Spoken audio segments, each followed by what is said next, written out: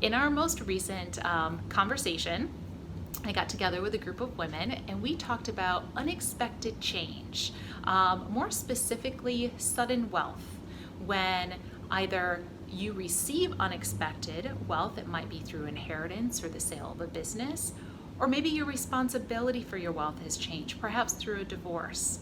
And what that means, because oftentimes it forces a change in mindset, and it makes us kind of think through the process of our financial future and where we're going and what we're doing.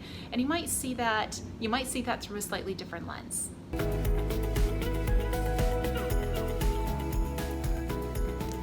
Hi, welcome to Coffee with Katie. Coffee with Katie is an initiative that I started to help create a space where women can come together and have a financial or financial related conversation where we can learn from one another and share with one another and not feel intimidated by the industry, as it can sometimes feel that way when we have these conversations. So, I'm Katie Brown. I am founder and principal of Morton Family Wealth. I am a certified financial planner, and I've had the privilege of serving families for nearly 20 years figure out their road path in their financial lives. So a couple of observations from our conversation. Number one, it's okay to feel overwhelmed. It's a new situation, and sometimes stress comes along with that. Number two, if at all possible, consider punting or delaying some major financial decisions. Number three, make sure to build your financial team, your trusted advisors that you can turn to for guidance. Number four, remember that your situation is unique. Everyone's situation is unique. And number five, lastly, you are in control. So always keep that in mind as well. So just taking a step back, once again, it can feel overwhelming when all of a sudden we have, you are in control of a financial situation that you may not have been in control of before.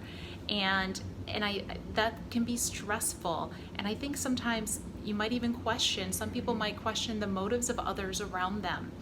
And so just want to let you know, you're not alone in that mindset. There's a whole process to go through to get comfortable with your new financial situation. And the way that you can help do that is to really put together a good, strong team.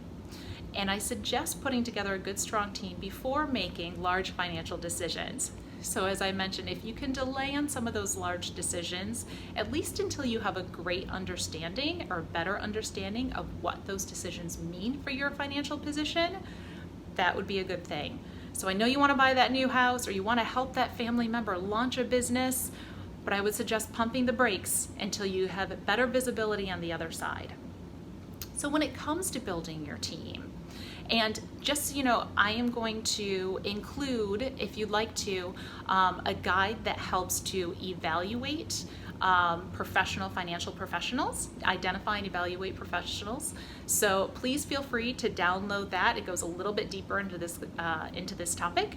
But when it comes to your professional team, the number one thing is, well, you want to make sure, of course, that they have the credentials and expertise, but also that you're comfortable in working with them. Because just a reminder, the relationship needs to go both ways. You both need to be very comfortable, but especially you, because it is important that you disclose to your financial professional, whether it's your planner or attorney or accountant, all the information that they need to provide proper guidance to you. Because if you withhold anything back from them, then they're going to be limited as far as the guidance that they can give you. And remember, your situation's unique. So you might have a friend that had a similar event happen to them in their family, but I promise you, what's going on in their financial world is different from what's going on in your financial world. So while it's nice to provide support to one another, when it comes to large decisions, make sure to include your professional team. And lastly, you are in control. You call the shots. Once again, if you have a strong foundation of trust with your planner, your financial planner that you're working with, or advisor that you're working with, if you're not comfortable with the recommendation, it's okay to say no. It's your money, you decide, but then you can work together to figure out a solution that's going to work well. So thank you once again for tuning in today. And if you would like to download the quick piece that I have on helping to identify and evaluate professionals, please feel free to do so. If you would ever like to reach out to me, please feel free to do so at kbrown@mortonbrownfw.com. Thank you so much. Have a great day.